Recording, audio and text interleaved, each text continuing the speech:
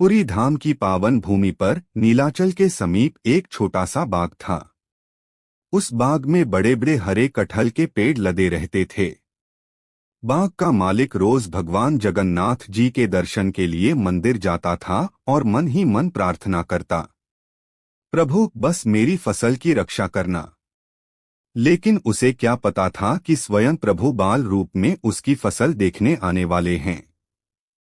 एक दिन दोपहर के समय जब सूरज सिर पर था और पूरा गांव विश्राम कर रहा था, तभी एक नन्हा बालक वहां पहुंचा।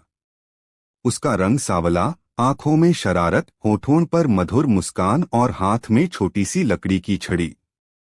बालक ने कटहल के पेड़ को देखा और बोला, अरे इतने सुंदर कटहल, माँ को बहुत पसंद आएंगे।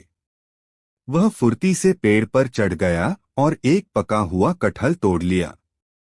जैसे ही वह जमीन पर उतरा, तभी बाग का मालिक आ गया। गुस्से में उसने कहा, अरे तुम कौन हो?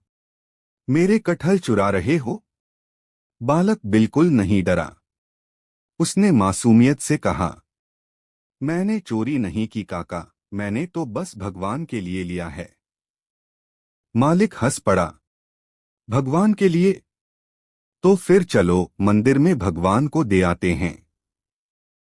बालक मुस्कुराया और कटहल लेकर मंदिर की ओर चल पड़ा।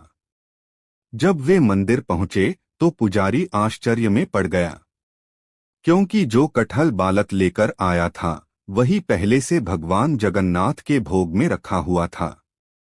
तभी वह बालक अचानक अदृश्य हो गया। मालिक के हाथ कांपने लगे, आंखों से आंसू बह निकले। उसे समझ आ गया, कटहल चोर कोई और नहीं, स्वयं बाल जगन्नाथ थे। वह वहीं भूमि पर गिर पड़ा और बोला, प्रभु आपने मेरी फसल नहीं, मेरा हृदय चुरा लिया। तभी मंदिर से घोषणा हुई, आज से यह कटहल महाप्रसाद है, क्योंकि इसे स्वयं बाल जगन्नाथ ने स्वीकार किया है। भगवान अपने भक्तों से डर से नहीं, प्रेम से बंधते हैं। जो प्रेम से अर्पित किया जाए वही सच्चा भोग है।